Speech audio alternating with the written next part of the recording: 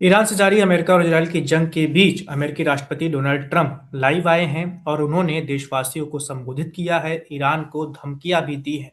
Trump ने कहा है कि वो चाहें तो एक ही दिन या एक ही रात में पूरे ईरान को खत्म कर सकते हैं और वो रात कल वाली भी हो सकती है। इसके साथ ही अमेरिका के रक्षा मंत्री भी सामने आए, उन्होंने भी कई सारे बड़े बयान दिए और कई सारे धार्मिक एंगल भी उन्होंने निकाल कर रख दिए हैं इस युद्ध में। सबसे पहले आपको ट्रंप को सुनाते हैं कि उन्होंने आज की रात यानी सोमवार की देर रात क्या कुछ कहा है, भारतीय समय अनुसार बता रहे हैं, और कैसे उन्होंने कहा है कि ईरान के लोग ही चाह रहे हैं कि वहां के रिजीम चेंज हो, वहां की सत्ता में बदलाव हो। पहले आप ट्रंप को सुनिए।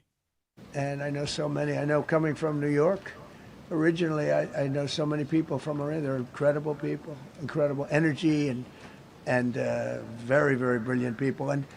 But when you're standing in a group and protesting, and you have a woman, in the case of the woman, remember the Great Woman March. Everybody was saying, "Oh, this is the end of the country," and then snipers selectively picked.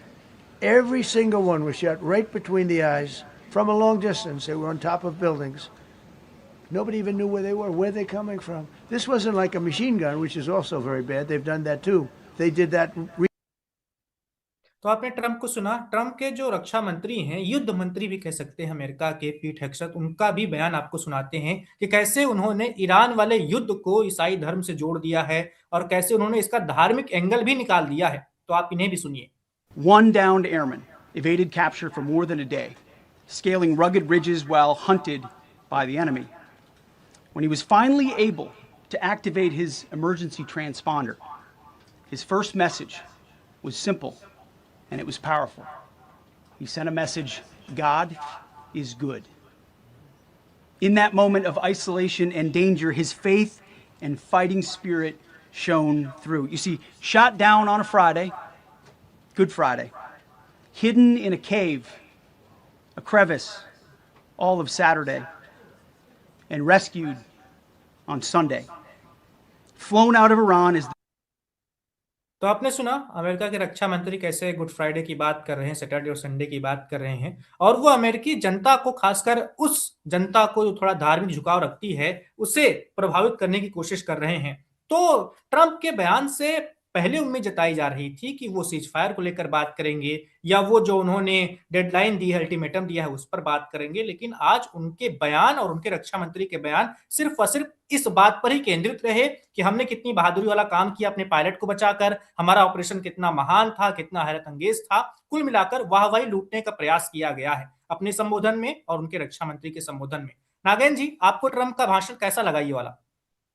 वैभव, रात के 10:30 बजे जो भारत का time था उससे Trump ने बोलना शुरू किया। अभी 1.5 घंटे लगभग पूरा कंप्लीट हुआ और उनका भाषण अभी खत्म हुआ है। तो मैं पूरे डिटेल में इसको ले जाता हूँ। हम लोग पूरी चर्चा को हमने सुना, जो भी सवाल पूछे गए उसको भी हमने सुना। मैं आपको बिल्कुल शुरू से बता देता हूँ कि क्या हुआ और क्या क्या बोला गया। सबसे पहले उन्होंने शुरुआत की अपने पूरे ऑपरेशन से, जो कि सच में एक कमेंडेबल ऑपरेशन है। अगर हम बात करें कि कैसे यूएस के एयरफोर्स ने जाकर के 200 लोग गए थे, ये ट्रंप ने बताया कि लगभग 200 लोग गए थे। और ऐसी सिचुएशन थी जहां पर सैकड़ों अमेरिकी सैनिक मारे जा सकते थे, फिर भी उन्होंने ये रिस्क लिया और अपने जो सोल्जर्स हैं, कमांडोज हैं, उनको भेजा और अपने सैनिक को लेकर के आए, अपने पायलट को लेकर के आए। 15 जेट गिरा, उसके बारे में खास उन्होंने कुछ नहीं बोला। बट ये बहुत बार बोला जा रहा था कि देवर लकी, कि ईरान लकी था, इस वजह से उन्होंने गिरा दिया। फिर उन्होंने ये भी बात की कि कैसे, जो अभी आप बिल्कुल बिगनिंग में बात कर रहे थे कि भगवान की बात हो रही थी, एक तरफ जो ईरान है अगर अल्लाह अकबर कर रहा है, तो इधर ट्रम्प ने ईस्टर और ये सारा कॉन्टेक्स्ट देना शुरू किया कि एक तरीके से पुनर्जन्म हुआ है। और पीट हेगसेथ ने उस बात को और ज़्यादा बढ़ाया। फिर उनके जो एयरफोर्स के चीफ है उन्होंने उसको भी बढ़ाया, और फिर सीआईए के जो चीफ है उन्होंने भी इसको दोहराया। एक तरीके से ये लग रहा था कि आप एक धर्म को लेकर के जागरूक करना चाहते हैं। फिर ट्रम्प ने इसकी भी बात की। मैं आगे बताऊंगा, जब वो ओबामा की बात कर रहे थे और ओबामा की गलतियों की बात कर रहे थे कि कैसे कोई डेमोक्रेट्स को वोट दे कैसे सकता है कोई एक जू या इजरायली। तो एक मिड टर्म जो उनका इलेक्शन है नवंबर में, उसकी तैयारी अभी से ऐसा लग रहा है कि उन्होंने शुरू कर दी है, ये भी दिखा। वैसे बहरहाल उन्होंने पूरा डिटेल में समझाने की कोशिश की। With the information that you can not give, of course, जो इंफॉर्मेशन आप नहीं बता सकते कोवर्ट ऑपरेशन का। उसके अलावा उन्होंने सारी जानकारियां दी, कितने सारे जेट्स गए, क्या क्या हुआ, और उनके जो प्लेन्स गिरे, मतलब मारे गए या बर्बाद कर दिया ईरान ने, उसका जस्टिफिकेशन भी उन्होंने दिया कि 100 मिलियन के प्लेन कैसे वहीं उनको छोड़ करके आना पड़ा, क्योंकि रेस्क्यू मिशन में उनको दिक्कत हो रही थी। उसके बाद उन्होंने समझाना शुरू किया कि ईरान के लिए जो सबसे बड़ी इंफॉर्मेशन है पूरे इनके अपडेट से, स्ट्रेट ऑफ हॉर्मुज नहीं खुलने वाला है। उन्होंने ये बोला, जब उनसे पूछा गया कि आप इस वॉर को बढ़ा रहे हो कि ख़त्म कर रहे हो, तब उन्होंने ये बोला कि मुझे नहीं पता कि मैं इसको बढ़ा रहा हूँ या ख़त्म कर रहा हूँ, लेकिन ये सब ईरान क्या करता है उस पर डिपेंड करता है। और इसके बाद जो इनकी डिटेल थी वो ये थी, द बिग अपडेट, जो पहले भी धमकी उन्होंने दी है कि हम ईरान को पूरे तरीके से बर्बाद कर देंगे, कि कल रात तक का समय है, यानी भारत के सुबह 7:30 बजे, that will be the time, Bharat के सुबह 7 बजे बुधवार को, उस समय वो लोग जो है बड़ी बड़ी स्ट्राइक्स करना शुरू करेंगे, और जितने भी पावर प्लांट्स हैं, जितने भी ब्रिजेस हैं, वो गिराना शुरू कर देंगे। ब्रिजेस तो उन्होंने ऑलरेडी अभी से गिराना शुरू कर दिया। और फिर उन्होंने ये बोला कि ये त्राहिमाम करेंगे ईरान वाले, और फुली हम बर्बाद कर देंगे, पाषाण युग में भेज देंगे, हम जब चाहे तब ये कर सकते हैं।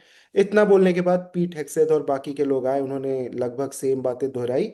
फिर ट्रम्प से काफ़ी सारे सवाल पूछे गए, उसमें से एक सवाल था कि स्ट्रेट ऑफ हॉर्मुज आप खुलवाने वाले हैं कि नहीं। उस पे उन्होंने चुप्पी साधी, उस पे उन्होंने कुछ नहीं बोला, और ओवरऑल यही बताया कि हम ये वॉर जीत चुके हैं।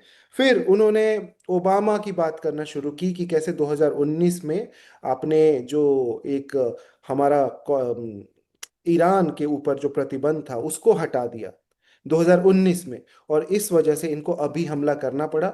उन्होंने ये भी बोला कि पिछले साल अगर इन्होंने अटैक नहीं किया होता तो इजराइल अभी एग्जिस्ट नहीं करता, और बहुत सारे ऐसे देश एग्जिस्ट नहीं करते इस पृथ्वी पर। तो इस वजह से वो पिछला हमला करना जरूरी था, उस समय हमें सक्सेस मिल गई थी, हमने फुली डिस्ट्रॉय कर दिया था। ये भी उन्होंने बोला कि वी ऑब्लिटरेटेड, इस वर्ड पे उन्होंने बहुत ज्यादा फोकस करके बोला, क्योंकि सीएनएन के पत्रकार ने उनको काफी परेशान किया था कि जब आपने इसको बर्बाद कर ही दिया था तो फिर आपको अभी वॉर करने की क्या जरूरत थी। तो इसमें उन्होंने बोला कि this is the word obliterated, कि हमने पूरा ध्वस्त कर दिया, स्वाहा कर दिया, और फिर आप अभी दोबारा स्वाहा करने की कोशिश कर रहे हो। तो ये है पूरा अभी तक का मामला। इस तरीके से अभी बहुत सारी चीजें हैं that we will of course will discuss the angles, and Bharat में भी क्या असर पड़ेगा वो भी हम डिस्कस कर लेंगे। लेकिन ईरान के लिए हो सकता है कि बहुत ही बुरी रात हो सकती है बुधवार से, बुधवार जो उनकी सुबह होगी। और उसके अलावा ट्रम्प ने बोला, जो बहुत ही इंटरेस्टिंग है और बहुत ही डिस्टर्बिंग है एक तरीके से, उन्होंने बोला कि मुझे कोई परवाह नहीं इफ आई गेट इंसल्टेड। फिर उन्होंने बोला कि ईरान में लोग चाहते हैं कि मैं बॉम्बिंग करूं, they are shouting that please bomb us. अब इसका आप क्या मतलब अभी निकालेंगे, तो ये आइदर समझ नहीं ट्रम्प इज आता कि डिस्टर्ब्ड। ये लोग हैं कौन। इन वही तो लोगों हम की बाइट समझना सुनते चाहते हैं में कि क्यों नहीं आ ईरान रही। वाले बोल रहे हैं कि आप हमारे ऊपर बॉम्ब बरसाओ क्योंकि हम इस रिजीम से इतना परेशान हैं। और फिर एक जगह जहां आप इतना न्यूक्लियर वेपन्स की बात कर रहे हो, फिर वो एक जगह डिस्क्रिप्शन देने लगे भगवान की, गॉड इज विथ अस, और इस रिजीम ने कितना परेशान किया है औरतों को और गे लोगों को। तो आप वॉर कहाँ ले जा रहे हैं, या आप इसको बस जस्टिफाई करने की कोशिश कर रहे हैं अपने अमेरिकन जनता को, जो एक आप बात करते हैं ना, एक वर्ग है जिसको कहते हैं सेकुलर, है ना। तो वो सेकुलर वर्क को भी उनको लेकर के चलना है, the blue colour of America who are not with the reds. तो उनको भी उनको कन्विंस करना है, जो गे राइट्स को, LGBTQ वेमेन राइट्स को सपोर्ट करते हैं। और ट्रम्प को ऐसा लग रहा है कि ये सब बोल करके he can justify what he is doing.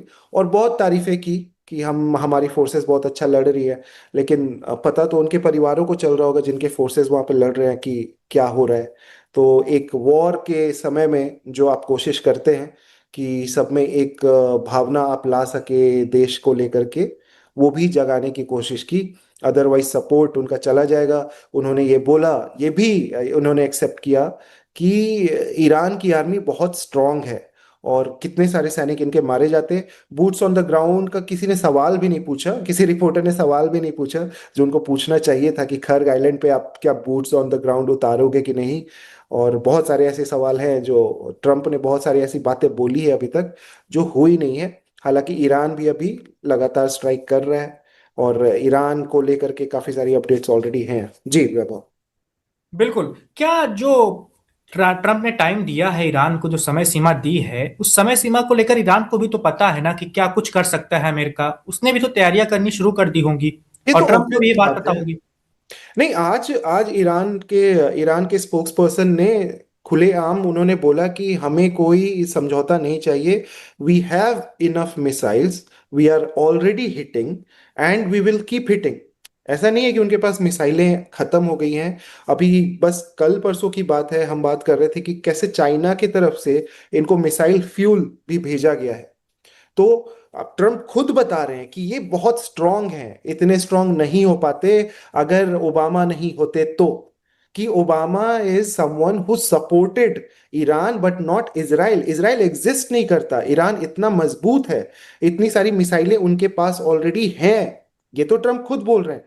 Obvious सी बात है कि एक वॉर में कोई अपने प्रतिद्वंदी को नहीं बताएगा कि वो कितना स्ट्रांग है, या जो भी इनका साइकोलॉजिकल वॉरफेयर है और इतना आप डरा भी रहे हैं। ऑफ कोर्स ईरान में आप समझिए कि ईरान के अंदर के लोगों को इस वक्त कितना डर लग रहा होगा कि किस तरह की बॉम्बिंग्स आने वाली हैं। अगर ट्रम्प बात कर रहे हैं, उनके पास ऑफ कोर्स उनके पास बहुत सारी ऐसी मिसाइलें हैं, लेकिन कितनी बची हैं? बी टू बॉम्बर्स की जो बात है, आप ब्रिजेस पे करें या आप न्यूक्लियर साइट पे करें वो समझ में आता है, या आप उनके मिसाइलों को हिट करने की कोशिश करें वो समझ में आता है। लेकिन आप पहले बोल रहे थे जब आपने वॉर शुरू की, 2-3 महीने की बात करके आप देख लो, जब से उन्होंने वेनेजुएला वॉर खत्म किया, जब से जेराल्ड फोर्ड मूव किया और जब से अब्राहम लिंकन मूव किया ईरान की तरफ, तब से उनके स्टेटमेंट्स हर दिन बदलते जा रहे हैं। एक तो देखिए, ये सबको लगता है कि वो इसमें इस वॉर में भी एक पर्सनल पैसा बनाने की कोशिश कर रहे हैं, which is shameful as a president. लेकिन क्योंकि आप हर दिन बताते हो एक दिन वॉर खत्म करने की बात, दूसरे दिन वॉर वॉर आप बोलते हो कि और बढ़ा देंगे, फिर आप स्ट्रेट ऑफ हॉर्मुज की बात करते हो, जब आप बोलते हो स्ट्रेट ऑफ हॉर्मुज खुल जाएगा, ऐसा हो जाएगा वैसा हो जाएगा, तो प्राइसेस अपने आप फ्लक्चुएट हो जाते हैं बहुत ज्यादा। और वो उसका फायदा उठा सकते हैं because he knows when to make the market go up and down. लेकिन चलिए, ये तो इनकी पर्सनल चीजें हैं, लेकिन अभी बहुत सारी लाइफ ईरान की ये इन्वॉल्व बातें है। हो रही हैं कि ट्रम्प, खासकर उनका परिवार भी उनके राष्ट्रपति कार्यकाल के दौरान खूब पैसा बना रहा है। जो ये उनकी सब बेटी की देखिए, बातें होती बहुत हैं। बहुत देर में पता चलेगी आपको यहाँ कौन सा पॉलिटिशियन कितना पैसा बना रहा है, ये पता नहीं चल पा रहा। यूएस में आई एम श्योर वो उनके नाम पे इन्वेस्टमेंट नहीं है, लेकिन उनके जो बच्चे हैं, उनके बच्चे वो जो हीरो बन के आते हैं, मतलब अभी तो बिल्कुल लगता है कि एक फिल्म चल रही है जब ट्रम्प अपनी फैमिली के साथ आते हैं, या पीट हेग्सेट जैसे आते हैं कि कोई MI6 का कमांडो आ रहा है। तो लेकिन ड्रामों के बीच जो लड़ रहे हैं वो एयरफोर्स के लोग हैं और बाकी लोग हैं। ट्रम्प के एक आपके जो सबसे खास हुआ करते थे, अगर आपको याद हो, शायद बहुत दिनों से आपको शक्ल बिल्कुल दिखाई नहीं दे रही होगी, JD वांस। He is the second in command and वो अभी एब्सेंट हैं, वो कहीं नहीं दिख रहे। ट्रम्प बार बार खुद बोल रहे हैं कि नहीं। आज भी उनसे पूछा गया कि आपका जो ऑपरेशन था उसमें सब लोगों की सहमति थी, तो उन्होंने खुल के बोला कि हाँ, सबकी सहमति नहीं थी। JD वांस आपको अभी कहीं स्टेज पे नहीं दिखेंगे, पीट हेग्सेथ अभी दिखते हैं, लेकिन he is second in command and he has क्या जेडी ऑलवेज वॉन्स बीन अपनी देयर। 2028 वाली तैयारी में लगे हुए हैं और इस वक्त नहीं चाह रहे कि ट्रम्प की इन हरकतों में शामिल होकर मैं अपना भविष्य खराब कर लूं? हाँ, लेकिन इसमें बहुत रिस्क है, आप बहुत ज्यादा रिस्क ले रहे हो। ऑफ कोर्स हर एक वॉर में एक इंसान रिस्क को कैलकुलेट करता है, और ट्रम्प खुद बोल रहे हैं कि वहां पे ये ऑपरेशन बहुत सक्सेसफुल रहा। उन्होंने एक गॉगल की भी बात की कि किस गॉगल ने हेल्प किया, बहुत सारी इंटरेस्टिंग बातें बताई, कौन कौन से हथियार भेजे, कोई ऐसा हेलीकॉप्टर था जिसमें इतने सारे बुलेट्स थे कि आप काउंट नहीं कर सकते। तो वो पूरे मिशन को उन्होंने डिटेल में बताया, और ये भी बताया कि कम से कम 200 लोग गए थे और 100 कमांडो, 100 US सोल्जर्स के मारे जाने की आशंका थी। फिर भी उन्होंने ये रिस्क लिया, फिर भी उन्होंने भेजा, बिकॉज US की एक नीति रही है कि वो अपने सोल्जर्स को पीछे नहीं छोड़ते, ये उन्होंने बोला। और उन्होंने बोला, ये भी एक्सेप्ट किया उन्होंने कि may be God was with us. ये एक बात उन्होंने बोली, जो हम लोग गॉड की बात करें, बहुत बार गॉड को रिपीटेटिवली उन्होंने मेंशन किया अपने पूरे स्पीच में, और फिर जब प्रेस कॉन्फ्रेंस हुई, और उन्होंने एक बहुत इंटरेस्टिंग बात की, which was direct attack on press, but he said someone leaked to Iran, किसी ने लीक कर दी इंफॉर्मेशन कि ईरान में एक दूसरा पायलट भी गिरा है। अब वो किसकी तरफ इशारा कर रहे थे ये पता नहीं है, लेकिन एक रिपोर्ट सीएनएन पर जरूर चल रही थी जिसमें ये information I. But I am sure कि अगर उन्होंने नहीं बताया होता तो कोई और मीडिया बताता या ईरान की मीडिया बताती। अब लेकिन उन्होंने बोला है कि जिसने भी लीक किया ये इंफॉर्मेशन, उसको हम सजा देंगे और बहुत बड़ी सजा देंगे। तो ये एक और अपडेट थी कि इस तरह की चीजें भी हुई। और न्यूयॉर्क टाइम्स को उन्होंने बहुत लताड़ा एक्चुअली, आज जब उनसे सवाल पूछा गया कि उन लोगों का क्या जो मर रहे हैं, तो उन्होंने बोला यार तुम इंसान ही गलत हो। तुम मतलब New York times is fake news, जो आप भारत में भी ये सारी बातें सुनते रहते हैं, फेक न्यूज है। और अब तो सब क्लियर है लोगों के दिमाग में कि क्या चल रहा है। तो एक बैलेंस्ड न्यूज यूएस में नहीं मिल रहा, तो हम भारत में क्यों ही उम्मीद करें। मतलब ठीक है, सब साफ साफ अपना पक्ष रख रहे हैं, और लोगों को डिसाइड करना है वो क्या करते हैं और क्या उनके लिए अच्छा है या बुरा है। हाँ वैभव। बिल्कुल, मोटा माटी बात करें तो ट्रम्प के आज वाले भाषण से ऐसा तो बिल्कुल नहीं लगा कि वो भी जल्द सब कुछ खत्म करने की इरादा रखते हैं। अभी उनके दिमाग में ऐसा लग रहा है कि बहुत कुछ चल रहा है। नहीं, उनसे पूछा गया, डायरेक्ट क्वेश्चन था जिसमें उनसे पूछा गया कि आप जो अभी एक्शन ले रहे हैं, ये जो विनाश करना चाहते हैं आप, ये क्या है? ये युद्ध खत्म करने की ओर एक्शन है कि युद्ध को बढ़ाने का एक्शन है? तो ट्रम्प का सबसे पहला था जवाब, I don't know, I don't know, I don't know what I am doing, लेकिन will see what happens and how Iran responds. अरे तो फिर तो आप वही देख रहे हो ना कि ईरान अगर मजबूत पड़ा तो फिर आप दब जाओगे, फिर वापस जाओगे। ओवरऑल यही उन्होंने, ये सारी जो बातें हैं उन्होंने इतनी बार अब बोलना शुरू कर दिया। अटैक के पहले उनका पूरा मुद्दा अलग था, उनका था यूरेनियम इनरिचमेंट, जो उनके हाथ नहीं लगा, 400 किलो। उसके बाद उनका था न्यूक्लियर प्रोग्राम, वो अभी भी उनका चल रहा है, बुशेयर पावर प्लांट चल रहा है, वो अभी डिस्ट्रॉय नहीं हुआ है। उसके अलावा उनका था कि स्टेट ऑफ हॉर्मुज तो कभी मुद्दा था ही नहीं। उसके बाद उनके मुद्दे अलग थे, रिजीम चेंज जो कभी अब वो एक्सेप्ट नहीं करते, और बाकी इसराइल की सेफ्टी एंड ऑल दैट। मिसाइलें ऑफ कोर्स वो सारे उनके उनकी हटाना बातों चाहते में थे, जो आ, बड़ी मिसाइलें थी 2000 किलोमीटर रेंज की। बट उन मुद्दों में वो मुद्दे बदल करके आज आप बोल रहे हो आपका मुद्दा क्या है? आपका मुद्दा क्या है अभी? आप क्या बोल रहे हो? आप गे राइट्स की बात कर रहे हो कि वहां की रिजीम जो है, तो उसके लिए आपने 5,000 लोग ऑलरेडी मार दिए, इतने अरबों खरबों रुपए बर्बाद कर दिए, पूरे दुनिया। उसके लिए तो आपका 50 चीजें और भी है ना, आप उसके लिए वॉर करते हैं कि आप रिजीम चेंज कर दोगे क्योंकि आपको कोई पसंद नहीं है। तो सऊदी अरेबिया में कौन सा लोग गले लगाते हैं? सऊदी अरेबिया में तो खुलेआम फांसी लगाते हैं, सिमिलर राइट्स हैं, वैसे ही नियम है, शरिया लॉ है। तो उस पे तुम नहीं अटैक करोगे, उस वहां पे तुमको गे राइट्स, एलजीबीटी क्यू कुछ नहीं दिख रहा। लेकिन एक कंट्री जो आपको चैलेंज कर सकती है, जो आपको तेल नहीं बेचने दे रही, सिंपल सी बात है, उसके लिए आप अब जस्टिफिकेशंस अपने हर दिन बदलते जा रहे हैं।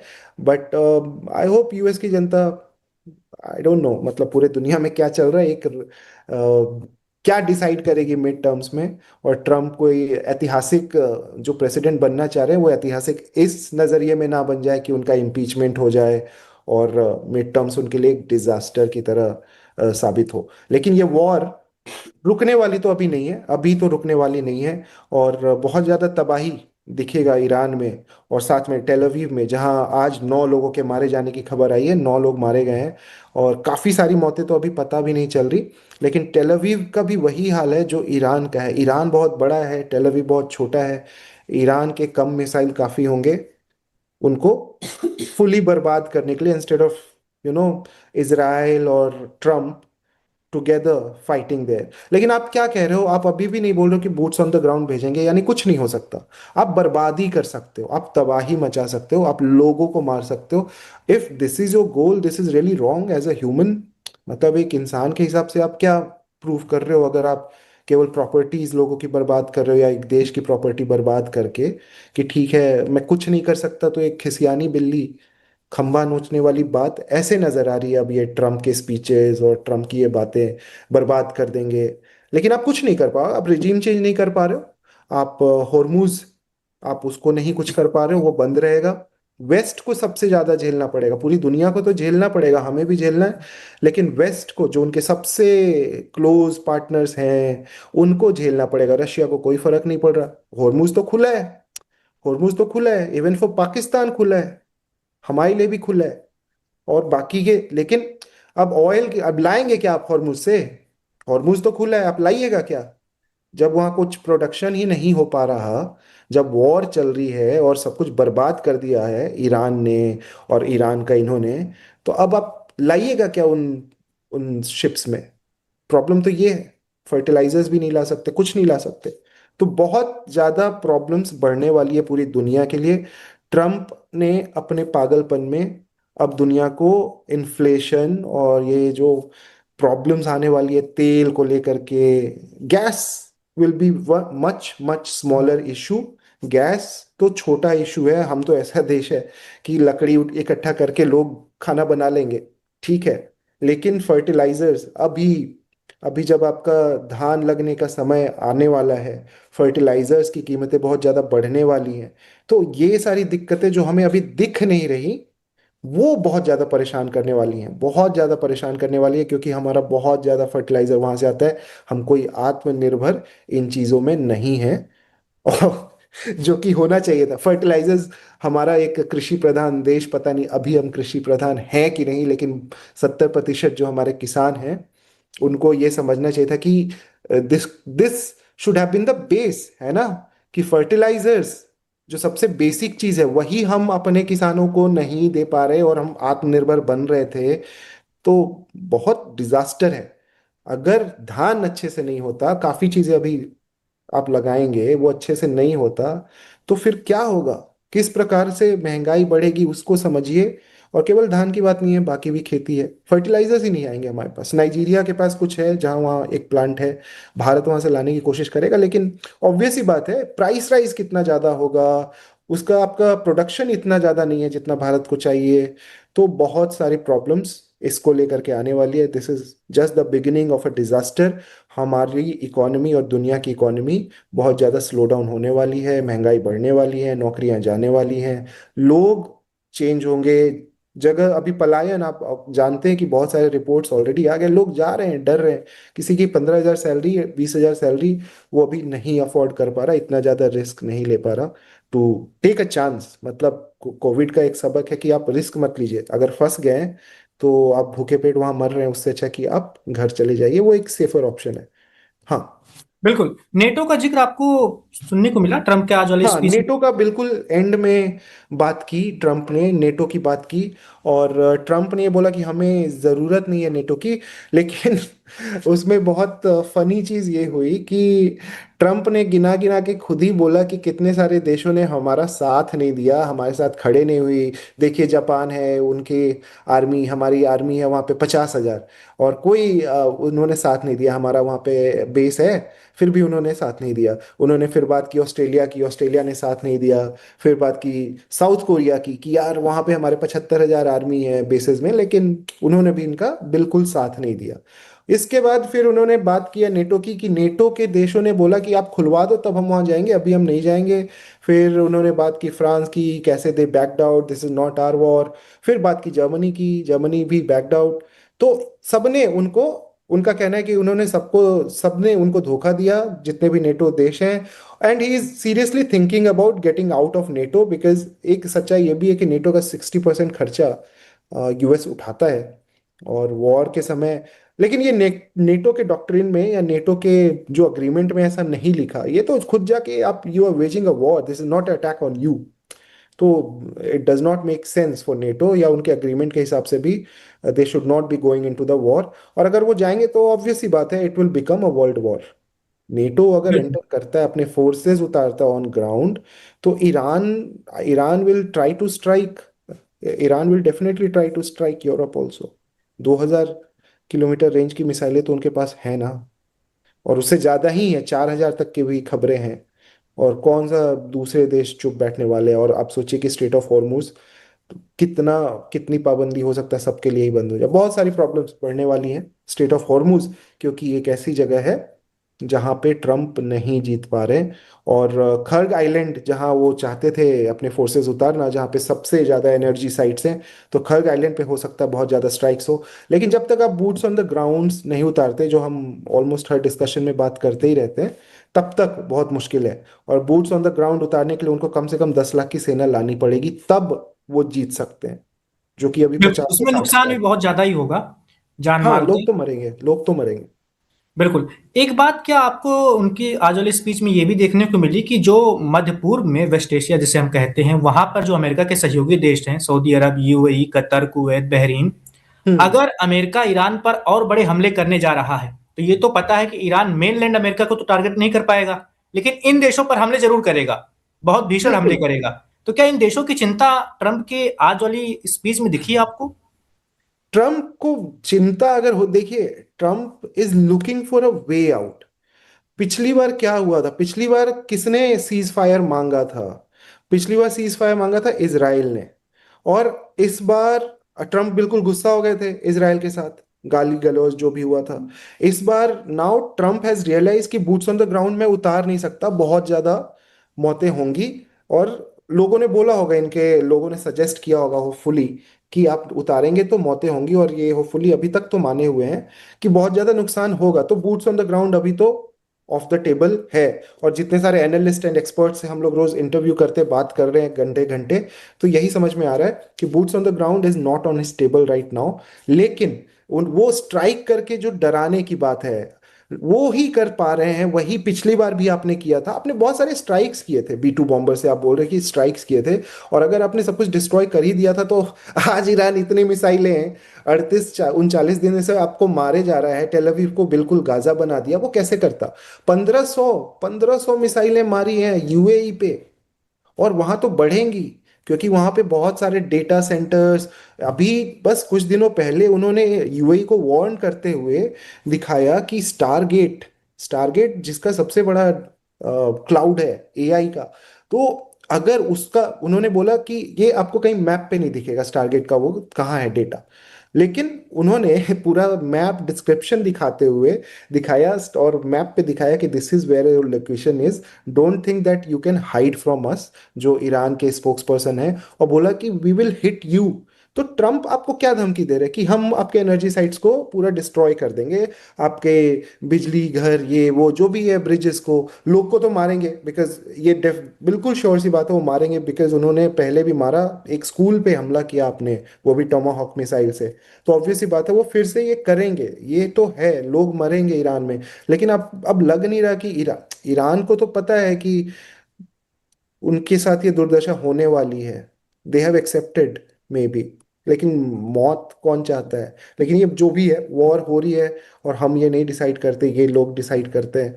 तो ट्रम्प को पता है कि लोग मरेंगे, दहशत वो फैलाएंगे। लेकिन इससे क्या प्रोटेस्ट होने लगेगा? क्या एंटी रिजीम प्रोटेस्ट? वो नहीं होगा ना। डेथ टू अमेरिका, यही वहां पे नारा चलता है, वही चलता रहेगा। और ये इनके बॉम्बिंग से और ज्यादा लोग उन्हीं पर गुस्सा होंगे। आपको क्या पता लोगों, आप मतलब ट्रम्प ट्रम्प फॉक्स न्यूज पे बात कर रहे थे, उनसे एक रिपोर्टर ने पूछा कि आर यू अवेयर कि वहां पे कितना खाना है, लोगों के पास खाना है कि नहीं, ईरान के लोगों के पास ऐसा, आपको क्या, आपके पास रिपोर्ट है? तो Trump started talking to her. उन्होंने उस औरत को बोला कि आपको याद है कि हम लोग गोल्फ कोर्स में मिले थे, वहां पे यू वर बात ही लुकिंग बदल दी। स्टनिंग। और मतलब वो उस औरत की तारीफ करने लगे। And he was telling shameful things to the woman कि मैं, मतलब मेरा मेरा करियर, पॉलिटिकल करियर खराब हो जाएगा, मैं जो बोलना चाहता हूँ अगर मैं तुम्हें अभी बोलूँ तो, सो आई कैन नॉट से दिस। तो और बात क्या, उससे सवाल क्या पूछा गया था? उससे सवाल ये पूछा गया था कि ईरान में लोगों के पास खाना है कि नहीं, आपका क्या सोचना है इसके बारे में, ये आप बोल रहे हो, और आपके पास उसके लिए कोई जवाब नहीं है। तो बिल्कुल। ये तो हालत है। ट्रम्प और की तो अभी ये आप, आदत ही रही है कि पसंद वाला सवाल होता है तभी वो जवाब देते हैं, नहीं तो फिर गुस्सा हो जाते हैं, वो कुछ और हाँ, बोलने लेकिन लगते हैं। आप इतने सारे जानों को, आप इतने सारे लोगों की जान को रिस्क में डाल रहे हो, उनको मार रहे हो, अपनी अपनी एक बात दिखाने के लिए कि आप सही हो। और अभी आप क्या जस्टिफिकेशन दे रहे हो, वो बहुत गलत है। आपका कुछ भी कंप्लीट नहीं हो पा रहा goal, that is a challenge, you have to accept it. आप लेकिन बोल रहे हो we have already won. If you बिल्कुल, हैव शुरुआत में वन हम देन देखते व्हाई डू यू हैव थे टू किल जब जंग पीपल? शुरू हुई थी या उससे पहले, regime change regime change regime change, कहाँ गई वो बातें? वही तो हम समझना चाह रहे हैं कि रिजीम चेंज, मुश्तबा खमेनी गायब है, वो छुपे हुए हैं। लेकिन आईआरजीसी तो एक्टिव है, वो इतने सारे स्ट्राइक्स करे जा रही है, करे जा रही है।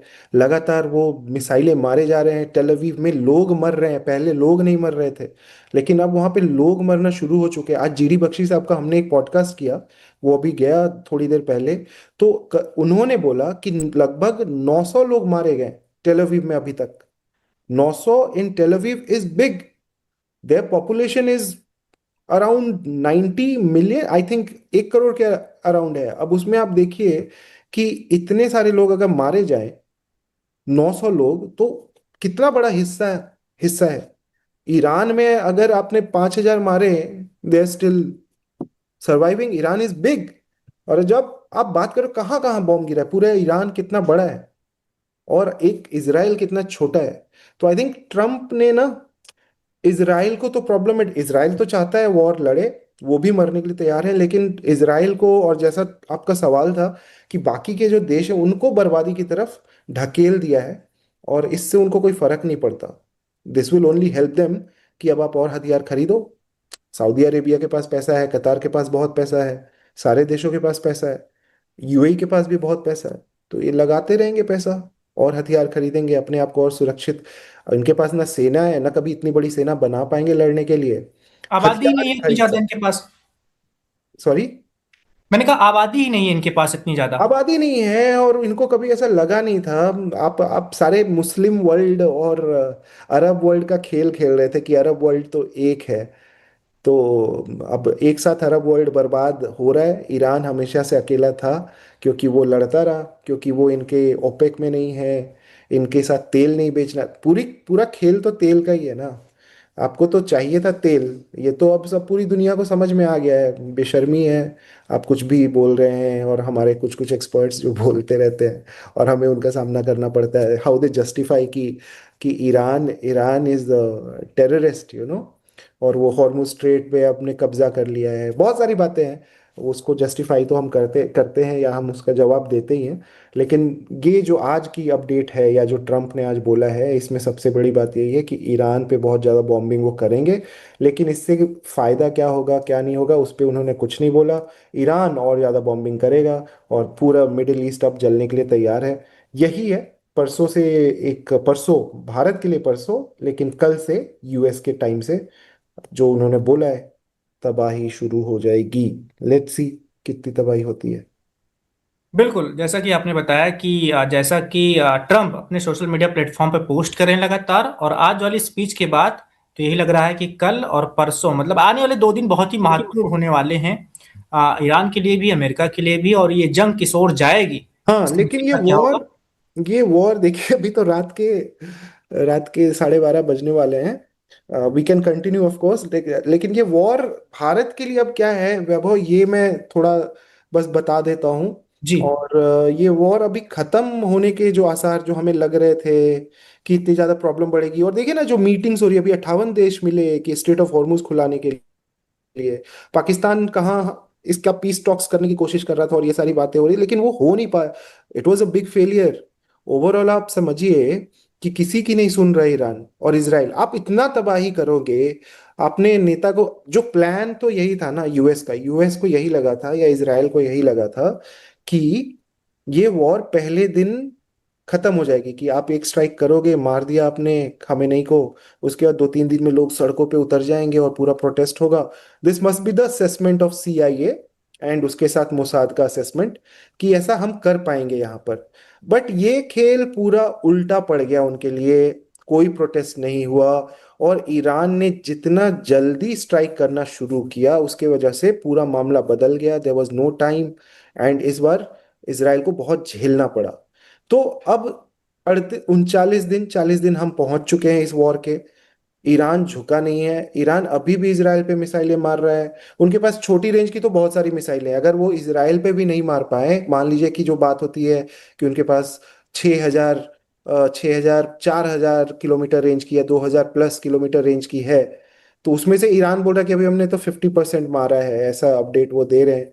लेकिन who knows, who tells the fact, अगर ईरान के पास कम भी होगा तो वो ज्यादा ही बताने की कोशिश करेंगे, या ज्यादा होगा तो कम बताने की कोशिश, बहुत बहुत सारी चीजें हो सकती है।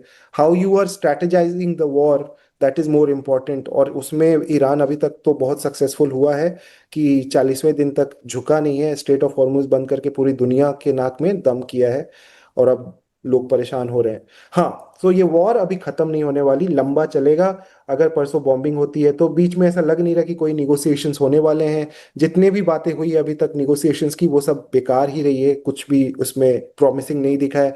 भारत तो पहले ही बोल चुका है कि हम लोग तो दलाल हैं नहीं, तो हम लोग इसमें घुसेंगे नहीं, जबकि भारत के अच्छे संबंध हैं। ब्रिक्स के हम मेंबर हैं, ब्रिक्स में ईरान है, और हम उसमें प्रेसिडेंट हैं भारत। तो भारत के पास बहुत अच्छा मौका था कि हम ईरान से ही बात कर सकते थे। इसराइल में तो हम गए थे उनको बोलने कि हम फादरलैंड हैं, लेकिन ये मौका गवाता हुआ हम देख रहे हैं। हमें नुकसान झेलना पड़ेगा बहुत ज्यादा। जैसे मैंने बताया कि मान लीजिए स्ट्रेट ऑफ हॉर्मुज खुल भी गया, सब कुछ खुल गया, लेकिन जो पावर प्लांट्स, जो प्रोडक्शन प्लांट्स हैं वहाँ पे एलपीजी, या आपके ऑयल के लिए, या आपके फर्टिलाइजर्स के लिए, वो प्लांट्स खुलने में अब आपको हो सकता है कि 3 साल 4 साल, जब तक वो पूरा रिपेयर ना हो तब तक वो फुल कैपेसिटी में नहीं आएगा। और हम अब क्या समझदारी करने वाले हैं, हमारे पास कोई ऑप्शन नहीं है। हम, रशिया हमें सस्ता तेल नहीं दे रहा पहले की तरह, और अभी 108 या 110 बैरल के दाम पे चला गया है, $110 प्रति बैरल के दाम पे चला गया है ऑलरेडी ऑयल। तो ये और ज़्यादा अभी बढ़ेगा। और उसके अलावा जो हम अगर अमेरिका से भी ला रहे हैं, वेनेजुएला से, जहाँ पे अभी ऑयल रिग्स तैयार ही नहीं हुए हैं, तो वहां से तो हम कैसे ही लाएंगे। लेकिन हम जहां से भी ला रहे हैं, बात यह है कि हम बहुत ज्यादा उसमें खर्च करने वाले हैं। आपको याद होगा एक अग्रीमेंट मोदी जी करने गए थे जब पिछली बार यूएस गए थे, तो पिछली बार तो उन्होंने एक अग्रीमेंट किया था जहां डिसाइड किया था ट्रम्प के साथ कि आप यूएस से ऑयल लीजिएगा। ये वेनेजुएला वॉर ये सब नहीं हुआ था उसके काफी पहले, और वहां पे काफी ज्यादा ये अग्रीमेंट की बात हो चुकी थी। और उस समय भी हम सोचते थे कि क्यों हम ये डिसाइड कर रहे हैं कि हम यूएस से तेल लाएंगे जो कि इतना महंगा होगा, लाने में इतना खर्चा होगा। चलिए, अब तो ये मजबूरी भी बन गई है, और हमारे ट्रेड अग्रीमेंट्स तो चल ही रहे हैं। तो अब लाइए वहां से महंगा तेल, तो यहाँ तो महंगाई होगी ही, ऑब्वियस सी बात है। तो इलेक्शंस का वेट है, वॉर खत्म हो चाहे नहीं हो। वॉर अगर खत्म भी हो जाती है, वॉर अगर मान लीजिए कल भी खत्म हो जाती है और इलेक्शंस आते हैं, तो हमें बहुत ज्यादा दामों में डिफरेंस नजर आएगा। क्योंकि obviously the businessman also they don't leave an opportunity to make money, और अभी सप्लाईज तो जाएंगे ही, तो दिक्कत होगी। वैभव, ये लंबा चलने वाला है थोड़ा, बट बिल्कुल, कई डिसाइसिव। लोगों को तो मैं सुन रहा था अमेरिका के कि ट्रम्प साहब के पास तो भी कई सारे महीने हैं, वो चाह रहे हैं 4 जुलाई से पहले पहले सब मामला निपट जाए। यानी उनके पास अप्रैल भी है, मई भी है, जून भी है। क्या आपको ऐसा लगता है कि अभी 2-3 महीने भी चल सकता है युद्ध? इतना ईरान के पास मिसाइलें तो मुझे नहीं लगता कि वो रेगुलरली इतना मिसाइलें मारे। फिर मामला यही है कि बूट्स ऑन द ग्राउंड अगर नहीं जाता, तो मान लीजिए कई सारी मिसाइलें बातें हो खत्म रही हो। है कि रशिया और चाइना से कुछ हथियार जा रहे हैं ईरान। हथियार हथियार हथियार अभी के समय में, when the war is going on, अगर कोई भी उनका प्लेन जाता है, तो अगर यूएस को पता चलता है, if they catch, it is very difficult at the moment. अब अगर पॉसिबिलिटी है तो हमें कुछ ना कुछ खबर तो जरूर मिलेगी। लेकिन अब बात तो ये भी हुई थी कि रशिया ने ओरेशनिक भेजे, और कुछ हमारे एक्सपर्ट्स जो थे उन्होंने ये कंफर्म किया था कि हाँ, उनके पास ओरेशनिक पहुंच चुका है। इमेजिन करिए, one Oreshnik on Tel Aviv, the story will be very different. The entire war will change if they have even one Oreshnik and they can hit. तो the entire war, अगर आपने कहीं भी एक जगह मारा, तो it will look very different. The war will look very different. It will create a lot of fear in the Middle East, in the West Asia, और बाकी के suffering is for the other countries. Bigger suffering is for the other countries. सारे, मतलब जो मौतें होनी है, वो पूरी दुनिया तो सफर करेगी ही करेगी। क्योंकि वो जो सारे गल्फ नेशंस है वो तो काफी रिच हैं, पैसा तो उनके पास बहुत है। रिकवर जल्दी कर ले पता ही जाएंगे। है, गाड़ियां और क्या क्या, आपने आप नहीं देखते, शेख शेख एक, मतलब आपको एक कॉम्प्लीमेंट है कि हाँ बहुत पैसा है, ये है। तो पैसा तो बहुत है, लेकिन अब जान सुरक्षित नहीं है। ट्रम्प से दोस्ती करके ये सारे लोग जो हैं उनकी जानें सुरक्षित नहीं है। दुबई जिसको तो अब अगर ट्रम्प ये हरकत करते हैं तो दुबई पे अभी ट्रम्प ने जैसा कि बोला 1500 मिसाइलें मारी, और ट्रम्प ये बोल रहे हैं कि ये तो वॉर मैंने किया इसलिए ये बचे हुए कि 1500 ही मारी नहीं तो और ज्यादा मारते। तो आप सोचो, मतलब कुछ भी चल रहा है। वो उनका कहना है कि ईरान ने तो ये सबको कब्जा कर लिया होता, यूएई पे कब्जा कर लिया होता, सऊदी अरेबिया पे कब्जा कर लिया होता, और इसराइल को पूरे तरीके से अभी मतलब ध्वस्त कर दिया, खत्म, नक्शे से मिटा दिया होता। ये सब कर दिया होता है ईरान ने अगर ट्रंप ने हमला नहीं किया होता तो प्रॉब्लम यही है कि दूसरे देशों को वो पता नहीं वो कब बोलने वाले हैं। और ट्रंप अगर मान लीजिए ही कीप स्ट्राइकिंग, ठीक है, सब कुछ आपने बर्बाद कर दिया, पाषाण युग में पहुंचा दिया, लेकिन फिर भी अगर मिसाइलें बची रह गई, यूरेनियम बचा रह गया, आईआरजीसी बची रह गई, क्योंकि आप बूट्स ऑन द ग्राउंड तो उतार ही नहीं रहे हो, तो आपकी विक्ट्री तो होने वाली है नहीं। तो it's a mindless war. Epstein files, बहुत सारी चीजें हैं, इलेक्शंस, अब झोंक दो किसी को भी जीतने के लिए इलेक्शन में। तो वही चल रहा है, क्योंकि जेराल्ड फोर्ड वापस आ रहा है, यानी ये लंबा चलने वाला है। हॉर्मुज स्ट्रेट लेकिन फिर भी बंद रहेगा, क्योंकि आप खर्ग आइलैंड में बूट्स ऑन द ग्राउंड नहीं उतारोगे। तो it is just complicated, but Trump के लिए ये सब कुछ बहुत आसान है। उनके हिसाब से 2 मिनट में हॉर्मुज खुला सकते हैं, बस वो खुलवा नहीं रहे। तो उनकी अगर सुने या उनका प्रिडिक्शन सुने, तब तो उन्होंने ऑलरेडी बोल दिया ईरान यूएस तो वॉर जीत चुका है। तो they are just having fun, जो भी बोल रहे कि अब सबसे बड़ी रात आने वाली है, कयामत की रात आने वाली है। तो इस फन के चक्कर में तो कई सारे विमान गंवा दे रहे हैं वो। एक विमान गया है वैभव, इतना वो भी 15E, जो पहले खबर आई थी कि वो उन्होंने 35 को हिट किया। वो कंफर्म तो अभी तक नहीं हो पाया है, लेकिन 15 ही कंफर्म हुआ है। ऐसे विमानों से उनको क्या फर्क पड़ता है। लेकिन जो लोग मरेंगे, अगर उनके सोल्जर्स मरते हैं, उससे फर्क पड़ता है, जिसपे अभी उन्होंने चुप्पी बनाई रखी है। और ये अभी यूएस में रिपोर्टर्स को भी समझिए एक तरीके से बता दिया गया है कि प्रोटोकॉल कि आप डेथ्स पे सवाल ही नहीं पूछो। किसी भी रिपोर्टर ने उनसे ये सवाल पूछा नहीं। 13 के 13 अभी तक वो अटके हुए हैं इस रिकॉर्ड पे। लेकिन इसराइल भी नहीं बता रहा कि उनके कितने लोग मर रहे हैं क्लियरली। लेकिन इजराइल से तो फोटोज भी नहीं आ पा रही, वहां इसकी भी जबकि मनाही है। जबकि इसराइल इतना फ्री कंट्री है, यहाँ पे तो इसराइल में तो बहुत फ्रीडम है, इस तरह की बातें होती नहीं। लेकिन हमारे इजरायली दोस्त भी जो है वो भी अभी रिस्पॉन्ड करना उन्होंने बंद कर दिया है। वो नहीं बता रहे, पहले वो बता रहे थे मत आओ, इमरजेंसी है, बिल्कुल बुरी हालत है। बट ऐसा नहीं है, बंकर्स भी हैं।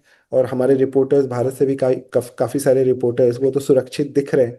लेकिन गाजा जैसा भी, मोस्ट ऑफ टेल अवीव और हाइफा हाइफा के आज की जो तस्वीरें थी बहुत ही भयावह थी। वहां क्योंकि ऑयल रिफाइनरी है तो वो सब पूरा जला दिया। तो जो ट्रम्प बोल रहे हैं वो दूसरे देशों के साथ भी हो रहा है, एग्जैक्टली वही चीज दूसरे देशों के साथ हो रही है। और बहुत बुरा तब हो जाएगा जब ईरान डिसैलिनेशन प्लांट्स, जैसे कुवैत में उन्होंने हिट किया, और कुवैत 90% वाटर के लिए उन पर डिपेंडेंट है, अब ऐसे प्लांट्स हिट करना शुरू कर दे और ये सारी चीजें होने लगे, तो फिर बहुत ज्यादा बुरा हो जाएगा ये वॉर पूरे वेस्ट एशिया के लिए। और Trump in the name of God या जो भी अब इसको रीजन देते रहे, this is going to be a crazy war, without any goal, without any achievement, like last time. लेकिन लास्ट टाइम 12 दिन में आप मान गए थे, थम गए थे। अभी आप पता नहीं कहाँ थमोगे, वो दिख नहीं रहा। और किस चीज से थमोगे वो दिख नहीं रहा। उनको ये भी पूछा गया प्रेस कॉन्फ्रेंस में जाते जाते कि आप किस चीज से खुश हो जाओगे, ही हैज नो आंसर। क्या ईरान आपके साथ मान जाए तो उससे आप खुश हो जाओगे, he had no answer. We will see, if Iran talks we will see. तो आपके हिसाब से नेतन्याहू के मन में अभी क्या चल रहा होगा? Netanyahu wants to fight it till the end, he will fight it पूरी टिल, तरह बर्बाद कर दो। पूरी तरह बर्बाद कर दो उनको। लेबनान में देखिए, एक अब पता नहीं उनकी गलती क्या हुई है लेबनान में, क्योंकि लेबनान में उन्होंने हजारों लोगों को मारा है, हजारों, बहुत ज्यादा लोगों को मारा, और काफी उन्होंने तबाही मचाई। लेकिन फिर आइडिया बोलता है कि हमें हिजबुल्लाह को अभी खत्म ही नहीं करना, हमारा ये गोल ही नहीं है अभी। तो ये क्यों बोला अभी समझ नहीं आ रहा। So they were focus, where are they focused, क्योंकि उनको 3 फ्रंट वॉर लड़ना पड़ रहा है। हुतीज लगातार अभी टेल अवीव पे मार रहे हैं मिसाइलें, और हुतीज चुप नहीं बैठने वाले। रेड सी में वो बहुत घमासान मचाएंगे, वहां का शिप, वहां का जो है बाब अल मंदेब, वो भी बंद कर देंगे। तो 32% ऑयल आना बंद हो जाएगा पूरी दुनिया का, अभी तो केवल 20% बंद है। तो 32% ऑयल मजाक नहीं है। कहाँ से खरीदिएगा, क्या करिएगा, ये तबाही तो आपको इमीडिएट नजर आएगी। ये बॉम्बिंग की तबाही तो जो नजर आ रही है आ ही रही है, बस आपको नंबर्स नहीं आ रहे हैं। लेकिन ये भी आपको बहुत इमीडिएट नजर आएगी। हो सकता है लोग इलेक्शन तक भी इंतजार ना कर पाए बढ़ाने के लिए, पहले ही बढ़ा दें दाम। अगर अगर बाब अल मंदेब भी बंद हो जाता है तो हो सकता है कि इलेक्शन के पहले ही हालत खराब हो जाए इधर भारत में, और बाकी बाकी दुनिया में भी। वहां से भारत का भी आता है, और साथ में वेस्ट में भी बहुत ज्यादा आता है। West is heavily dependent. तो वो भी अच्छी खबर नहीं है उस हिसाब से, क्योंकि बाब अल मंदेब में हुतीज को हुतीज अच्छा लड़े हैं और काफी लंबे समय से वो लड़ रहे हैं। उनके पास भी मिसाइलें हैं, रोज मार रहे हैं। और सबसे बड़ी बात वही है, रेड सी पे उनका कब्जा है, उसको आज तक कोई चैलेंज नहीं कर पाया। रेड सी में उनका राज है, और इतना आसान नहीं है ट्रम्प के लिए। अगर आप वही, जब आप स्ट्रेट ऑफ हॉर्मुज नहीं खुलवा पा रहे तो रेड सी तो आप भूल ही जाओ। तो Yemen is very powerful in that region. Houthis are very powerful. और उनके पास बहुत सारे ऑप्शंस है परेशान करने के लिए वर्ल्ड को, कि आप केबल काट दो और इंटरनेट फुली डिस्ट्रॉय कर दो। बहुत सारे तरीके हैं उनके पास परेशान करने के लिए। और पिछली बार 2023 से लेके 25 तक उन्होंने 4 जहाज डुबाए भी थे वेस्ट के। यूके के भी जहाज डुबाए थे और बहुत नुकसान हुआ था। काफी दिनों तक पड़ा रहा था उनका जहाज, उसको कोई खींच के टो डाउन करने भी नहीं ले गया, कुछ भी नहीं हुआ था। और वो धीरे धीरे डूबता रहा, किसी की हिम्मत नहीं हुई आने के लिए। तो it was a message and it was a video that showed कि कैसे हुतीज पावरफुल हैं। उनके आप वीडियोस देखेंगे कैसे वो जहाज पे हेलीकॉप्टर से कूदते हैं और पूरा जहाज कैप्चर कर लेते हैं। मतलब they are called terrorist by US of course, and because Saudi Arabia से वो लड़ते हैं। सऊदी अरेबिया से बहुत फाइट किया है उन्होंने, and they are anti Saudi Arabia camp in Yemen. Yemen भी अभी बटा हुआ है दो हिस्सों में, एक तरफ ईरान राज करता है, एक तरफ ईरान बैक्ड लोग राज करते हैं जो हुतीज हैं, और एक तरफ आपके जो सऊदी बैक्ड लोग हैं जिनको बैक करते हैं सऊदीज, वो राज करते हैं। तो बहुत ही अभी धीरे धीरे जो है वेस्ट एशिया की दुश्मनी और उनके जख्म को रेदना शुरू हो गया। एक और चीज बहुत इंटरेस्टिंग ट्रम्प की थी कि जब उन्होंने शुरुआत की प्रेस कॉन्फ्रेंस की, तो सबसे पहला सवाल एक मिडिल ईस्टर्न जर्नलिस्ट से लिया। और उस जर्नलिस्ट का सवाल क्या था? क्या क्या था? पूछेगा एक मिडिल ईस्ट का जर्नलिस्ट या वेस्ट एशिया का जर्नलिस्ट? पहले तो उसने 15 बार थैंक यू बोला ट्रम्प को, thank you thank you thank you मुझे मौका देने के लिए, सवाल पूछने के लिए, and thank you for what you are doing, and he was from the Middle East. Can you imagine Donald Trump who most of time says कि I don't understand the accent when an Indian journalist asks him a question, तो उसने मौका क्यों दिया? And he was standing right in front of it felt like it was staged कि एक journalist, middle eastern journalist, उसने पहले बहुत बार थैंक यू बोला ट्रम्प को। फिर उसने एक सवाल बोला कि मेरे पास 3 सवाल है। एक सवाल उसने बोला कि कुर्दिस्तान का आपने तेल बेचवाना शुरू कर दिया, कि अब कुर्द लोग तेल बेच पा रहे, कुर्दिस्तान हु हेट इरेनियंस, और उनका टर्की के साथ भी संबंध है। तो ये पहला उनका बोलना था कि आपने कुर्दिस्तान से तेल बेचना शुरू करवा दिया, यानी ईरान से आपने तेल, अगर ईरान नहीं बेचने दे रहा तो कुर्दिस्तान इज सेलिंग। तो ये एक पहला बोला। फिर दूसरा कि आप कुर्द फोर्सेस को भेजोगे ईरान, तो ट्रम्प ने बोला हाँ मैं भेजना चाहता हूँ उनको ईरान, लेकिन वो मारे जाते हैं इसलिए मैं अभी उनको नहीं भेजूंगा। और एक सवाल कुर्दिस्तान को लेकर ही था कि आप उसको आजाद कराओगे। तो ये आप समझो कि कितना, किस लेवल तक का प्रोपागेंडा चल रहा है, कितना माइन्यूटली और कैसे कंट्रोल किया जा रहा है नैरेटिव को एक वॉर में। और वो होता ही है, हर देश में होता है। तो ठीक है, होना भी चाहिए आप, लेकिन the war should have an aim. वही मिसिंग लग रहा है इस पूरे ट्रम्प प्रोजेक्ट में, जो वो पाषाण युग में ले जाना चाहते हैं ईरान को। कि किसी को आप पाषाण युग में डाल, आप किसी को बस बर्बाद कर रहे हो कि हाँ जी आपको 15 साल लग जाएंगे रीबिल्ड करने में। आपने सीरिया बनाया, सीरिया बर्बाद किया, फुली डिस्ट्रॉय कर दिया, अब खत्म हो गया। अब वहां पे अभी कौन है? वहां पे एक टेररिस्ट को आपको वहां पे प्रेसिडेंट बनाना पड़ा, तो कौन सा ये अचीवमेंट है क्या? और वहां पे भी क्रिश्चियंस मारे जा रहे हैं, क्रिश्चियन मार रहे हैं। और बहुत वहां पे भी हालत खराब है, ड्रूज मारे जा रहे हैं, केवल मुस्लिम रहेंगे, आइसिस टाइप की चीजें हो रही है। तो कौन सा अच्छा काम किया? लोग तो मर रहे हैं ना, ये तो खबरें किसी को फर्क नहीं पड़ता सीरिया में कौन मर रहा है, क्योंकि that is not in the headline, right? Even we won't talk about it. लेकिन अलशरा जैसे लोगों को आपने प्रेसिडेंट बनाया, तो बर्बादी ही की। जी वैभव। बिल्कुल। एक आखिरी सवाल, एमबीएस क्या चाह रहे होंगे, वो क्या समझा रहे होंगे ट्रम्प की टीम को कि आप ऐसा कीजिए वैसा कीजिए, क्या वो जंग रोकना चाहते हैं या वो भी चाह रहे हैं कि इस बार ईरान को खत्म ही हो जाना चाहिए? आई थिंक एमबीएस का जितना करना था उसने कर लिया। एंड ट्रम्प ने तो उसको ही तेल, वो तो बोल रहा है कि तुम सऊदी का तेल लेने की टेंशन क्यों ले रहे हो, वहां से तो दिक्कत हो रही है। तो ही इज सेइंग कि तुम हमारा तेल खरीदो। तो ये कौन सा दोस्त है?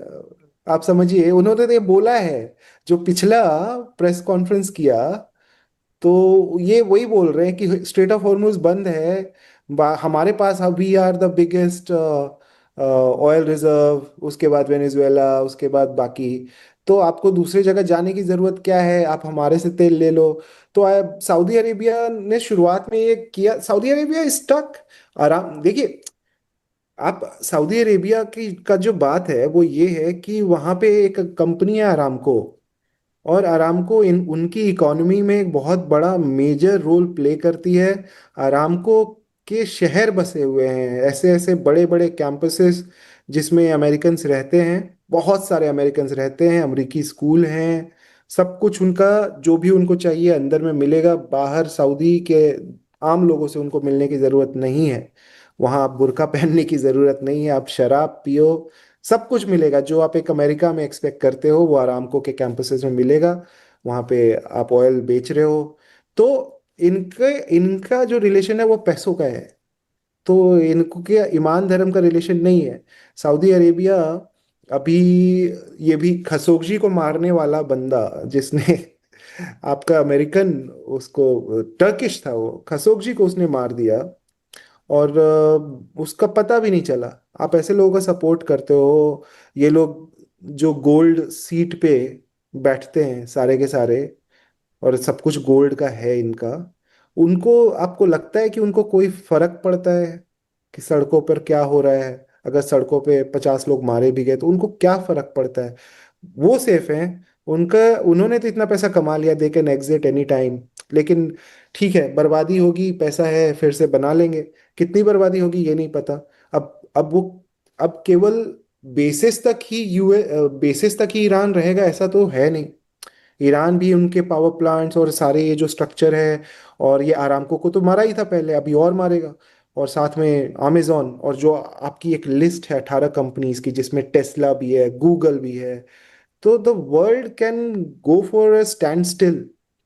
आप, हम ये नहीं समझ पा रहे कि एक छोटी छोटी चीजों से या एक बड़े स्ट्राइक से पूरी दुनिया को रोका जा सकता है। अगर पूरी दुनिया का इंटरनेट बंद हो जाता है, या पार्शियली बंद हो जाता है, 50% बंद हो जाता है, आप समझिए दुनिया में हम अभी ऐसे बात नहीं कर पा रहे होंगे। आप समझ रहे हैं कितनी सारी प्रॉब्लम्स आ सकती है केवल बिल्कुल। इंटरनेट के बंद हो जाने से, और इतने सारे पावर प्लांट्स डिस्ट्रॉय हो जाने से। तो no planes, nothing will be flying, और वो सिचुएशन तो अभी आ रही है। तो this is just disaster in making. हमने कुछ नहीं सीखा कोविड से। बहुत लोग बात करते थे कोविड में, लोग ज्ञान बहुत देते थे कि इसके बाद तो लोग बड़े भाईचारे के साथ रहने लगेंगे, और देखिए 2022 में कोविड खत्म हुआ, 23 में लड़ाई शुरू हुई, 22 में ही लड़ाई शुरू हो गई थी, रशिया यूक्रेन। और उसके बाद अभी तक हम जो बच्चे जन्म लिए होंगे इस दौरान, वो समझिए वो क्या देख रहे होंगे, वो हमेशा war war war. Even they know who is Donald Trump. वो एक गली का बच्चा, बिहार का बच्चा भी आज उसको पता होगा डोनाल्ड ट्रम्प कौन है, और जेडी वांस कौन है, खामेनेई कौन है। तो इट इज क्रेजी सिचुएशन।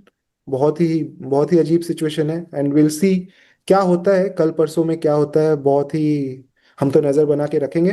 लेकिन इस वॉर का अंत जो है Vaibhav, because it is aimless war, इसलिए मैं बोल रहा हूँ कि इसका अंत नजर नहीं आ रहा। क्योंकि ट्रम्प अचीव क्या करना चाहते हैं, किस बात पे वो अग्री कर जाएंगे ईरान से, ये इसमें कोई क्लैरिटी है नहीं। And Iran does not want to have any negotiations, negotiation वाली कोई बात है नहीं। अब वो आर या पार की लड़ाई है ईरान के लिए। That's why I am saying कि there is no end to it. और अगर ये एंड होगा कभी, तो ट्रम्प अपना किसी भी दिन बस विक्ट्री अनाउंस करके, मतलब ये भी पॉसिबल है कि स्ट्राइक किया, 2-4 दिन, बर्बाद कर दिया जी, बर्बाद कर दिया, B2 बॉम्बर्स दिखा दिए हमने, ये गिरा दिया, जैसे पिछली बार आपने बोला था कि हमने मिसाइल, हमने सब बर्बाद कर दिया, हमने 5 साल तो पीछे न्यूक्लियर। धकेल दिया। तो वही फिर करके आप एग्जिट कर लोगे, और ईरान को अगर हिट करना होगा, उसके पास मिसाइलें बची होंगी, तो दे कैन स्टिल स्ट्राइक। अब तो उनको वो सबको मारेंगे। तो बस बर्बादी है। इतना पैसा अभी इमेजिन, इतना सारा पैसा, और इस दुनिया में इतनी गरीबी। तो हम बर्बाद होने के लिए तैयार हैं। We all should be, there is nothing positive बिल्कुल, देखते हैं कब तक चलती है ये जंग। अगले 2 दिन जैसा कि आपने बताया बहुत महत्वपूर्ण होने वाले हैं, अमेरिका के लिए भी, ईरान के लिए भी और सारी दुनिया के लिए भी, क्योंकि स्ट्रेट ऑफ हॉर्मुज के बंद होने से तो हमारे जैसे देश तो परेशान है ही, जहां पर तेल की खपत में दिक्कत हो रही है, गैस के दाम बहुत ज़्यादा बढ़ गए हैं, और जैसा कि आपने बताया फर्टिलाइजर की भी दिक्कत आने वाली है। तो सबको तैयार रहना होगा, क्योंकि ट्रम्प के दिमाग में क्या चल रहा है किसी को कुछ नहीं पता। ट्रम्प को भी खुद नहीं पता कि वो इस जंग को किस ओर ले जाना चाहते हैं। तो जैसे भी कोई नई अपडेट आएगी, वन इंडिया आपको लगातार वो अपडेट देता रहेगा। इसके लिए आपको वन इंडिया पर बने रहना होगा, और आप देखते रहिए